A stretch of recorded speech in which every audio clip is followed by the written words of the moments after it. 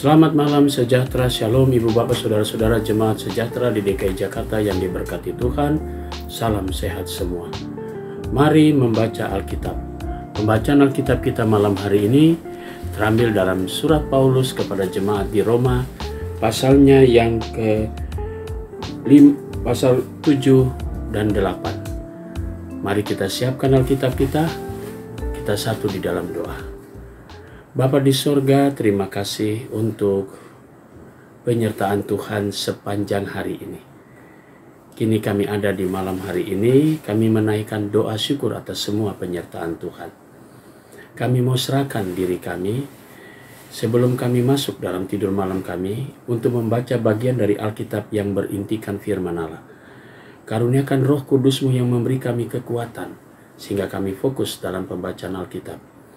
Malam ini kami serahkan doa kami dalam nama Yesus Kristus, firman yang hidup. Amin. Selamat malam.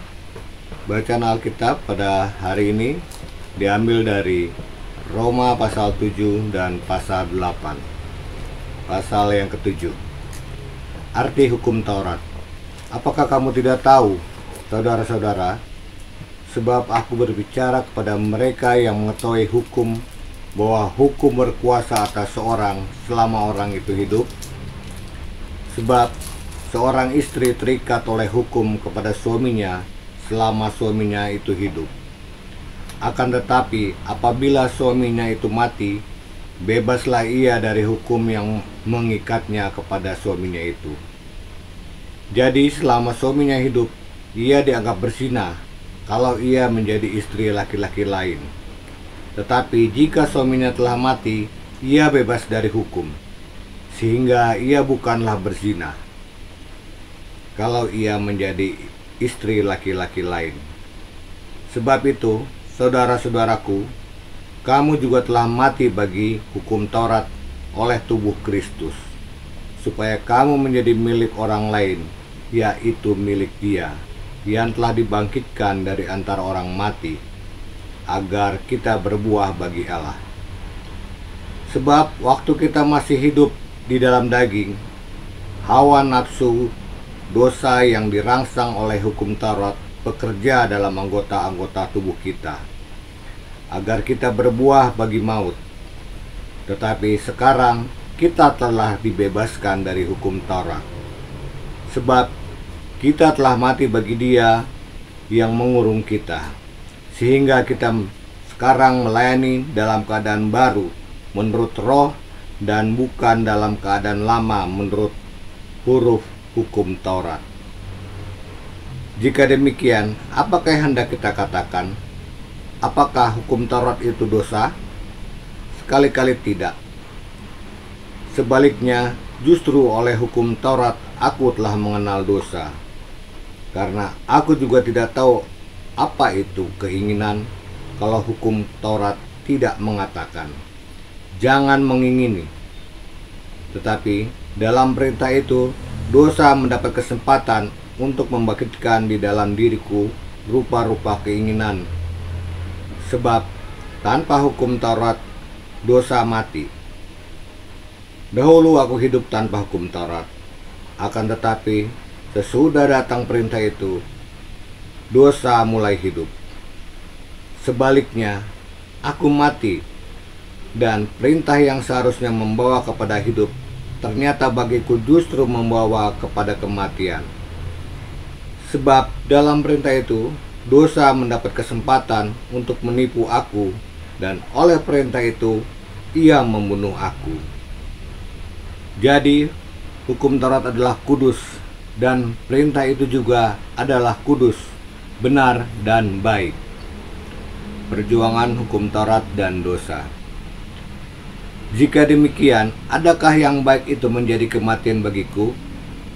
Sekali-kali tidak.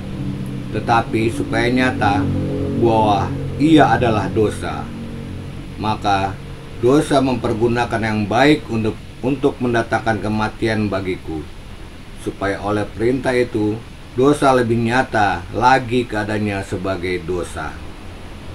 Sebab kita tahu bahwa hukum Taurat adalah rohani, tetapi aku bersifat daging, terjual di bawah kuasa dosa. Sebab apa yang aku perbuat, aku tidak tahu, karena bukan apa yang aku kehendaki yang aku perbuat, tetapi apa yang aku benci, itulah yang aku perbuat. Jadi, jika aku berbuat apa yang tidak aku kehendaki, aku menyetujui bahwa hukum Taurat itu baik. Kalau demikian, bukan aku lagi yang memperbuatnya, tetapi dosa yang ada di dalam aku. Sebab aku tahu bahwa di dalam aku, yaitu di dalam aku sebagai manusia, tidak ada sesuatu yang baik. Sebab kehendak memang ada di dalam aku, tetapi bukan hal berbuat apa yang baik.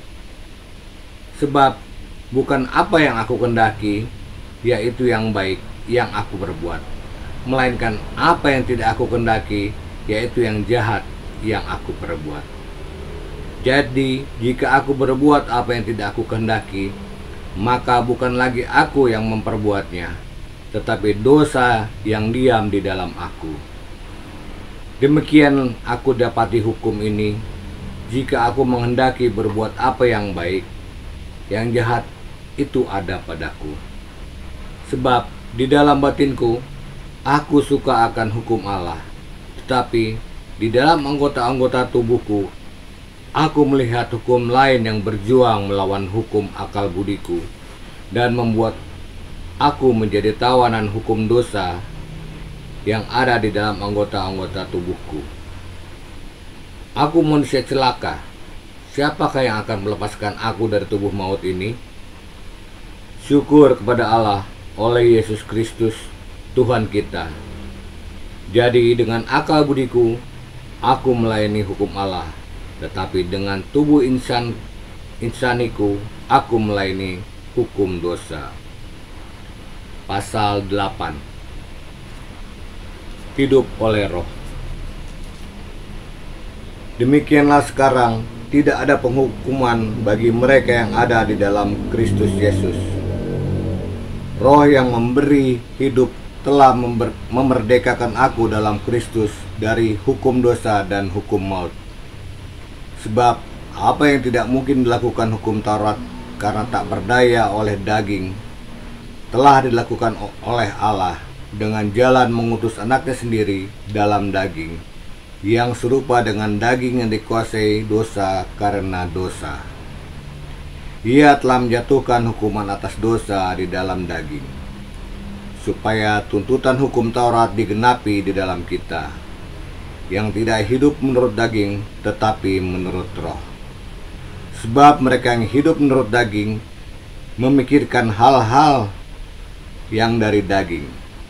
Mereka yang hidup menurut Roh memikirkan hal-hal yang dari Roh. Karena keinginan daging adalah maut, tetapi keinginan Roh adalah hidup dan damai sejahtera. Sebab keinginan daging adalah perseteruan terhadap Allah, karena ia tidak takluk kepada hukum Allah. Hal ini memang tidak mungkin baginya. Mereka yang hidup dalam daging tidak mungkin berkenan kepada Allah. Tetapi kamu tidak hidup dalam daging, melainkan dalam Roh. Jika memang Roh Allah diam di dalam kamu, tetapi jika orang tidak memiliki Roh Kristus, ia bukan milik Kristus. Tetapi jika Kristus ada di dalam kamu, maka tubuh memang mati karena dosa, tetapi roh adalah kehidupan oleh karena kebenaran. Dan jika roh Dia yang telah membangkitkan Yesus dari antara orang mati diam di dalam kamu, maka Ia yang telah membangkitkan Kristus Yesus dari antara orang mati akan menghidupkan juga tubuhmu yang fana itu oleh Roh-Nya yang diam di dalam kamu. Jadi saudara-saudara, kita adalah orang berhutang, tetapi bukan kepada daging, supaya hidup menurut daging. Sebab jika kamu hidup menurut daging, kamu akan mati. Tetapi jika oleh Roh kamu mematikan perbuatan-perbuatan tubuhmu, kamu akan hidup. semua orang yang dipimpin oleh Roh Allah adalah anak Allah. Sebab kamu tidak menerima roh perbudakan yang membuat kamu menjadi takut lagi, tetapi kamu telah menerima roh yang menjadikan kamu anak Allah. Oleh roh itu kita berseru, "Ya Aba, ya Bapa." Roh itu bersaksi bersama-sama dengan roh kita bahwa kita adalah anak-anak Allah. Dan jika kita adalah anak, maka kita juga adalah ahli waris. Maksudnya, orang-orang yang berhak menerima janji-janji Allah, yang akan menerimanya bersama-sama dengan Kristus, yaitu jika kita menderita bersama-sama dengan Dia, supaya kita juga dipermuliakan bersama-sama dengan Dia. Pengharapan anak-anak Allah. Sebab aku yakin bahwa penderitaan zaman sekarang ini tidak dapat dibandingkan dengan kemuliaan yang akan dinyatakan kepada kita. Sebab dengan sangat rindu seluruh makhluk menantikan saat anak-anak Allah dinyatakan. Karena seluruh makhluk telah ditaklukkan kepada kesia-siaan, bukan oleh kehendaknya sendiri, tetapi oleh kehendak Dia yang telah menaklukkannya. Sebab dalam pengharapan, karena makhluk itu sendiri juga akan dimerdekakan dari perbudakan kebinasaan dan masuk dalam kemerdekaan kemuliaan anak-anak Allah. Sebab kita tahu bahwa sampai sekarang segala makhluk sama-sama mengeluh dan sama-sama merasa sakit bersalin. Dan bukan hanya mereka saja, tetapi kita yang telah menerima karunia sulung roh, kita juga mengeluh dalam hati kita sambil menantikan pengangkatan sebagai anak, yaitu pembebasan tubuh kita. Sebab kita diselamatkan dalam pengharapan, tetapi pengharapan yang dilihat bukan pengharapan lagi. Sebab bagaimana orang masih mengharapkan apa yang dilihatnya? Tetapi jika kita mengharapkan apa yang tidak kita lihat, kita menantikannya dengan tekun. Demikian juga roh membantu kita dalam kelemahan kita. Sebab kita tidak tahu bagaimana sebenarnya harus berdoa, tetapi roh sendiri berdoa untuk kita kepada Allah dengan keluhan-keluhan yang tidak terucapkan. Dan Allah yang menyelidiki hati nurani mengetahui maksud roh itu, yaitu bahwa Ia sesuai dengan kehendak Allah berdoa untuk orang-orang kudus. Kita tahu sekarang bahwa Allah turut bekerja dalam segala sesuatu untuk mendatangkan kebaikan bagi mereka yang mengasihi Dia, yaitu bagi mereka yang terpanggil sesuai dengan rencana Allah. Sebab semua orang yang dipilihnya dari semula, mereka juga ditentukannya dari semula untuk menjadi serupa dengan gambaran anaknya, supaya Ia, anaknya itu, menjadi yang sulung di antara banyak saudara. Dan mereka yang ditentukannya dari semula, mereka itu juga dipanggilnya, dan mereka yang dipanggilnya, mereka itu juga dibenarkannya, dan mereka yang dibenarkannya, mereka itu juga dimuliakannya. Keyakinan iman. Sebab itu, apakah yang akan kita katakan tentang semuanya itu? Jika Allah di pihak kita, siapakah yang akan melawan kita? Ia yang tidak menyayangkan anaknya sendiri, tetapi yang menyerahkannya bagi kita semua. Bagaimanakah mungkin Ia tidak mengaruniakan segala sesuatu kepada kita bersama-sama dengan Dia? Siapakah yang akan menggugat orang-orang pilihan Allah? Allah yang membenarkan mereka. Siapakah yang akan menghukum mereka? Kristus Yesus yang telah mati, bahkan lebih lagi yang telah bangkit, yang juga duduk di sebelah kanan Allah, yang malah menjadi pembela bagi kita. Siapakah yang akan memisahkan kita dari kasih Kristus? penindasan atau kesesakan, dan penganiayaan atau kelaparan, atau ketelanjangan, atau bahaya, atau pedang, seperti ada tertulis, oleh karena engkau kami ada dalam bahaya maut sepanjang hari. Kami telah dianggap sebagai domba-domba sembelihan.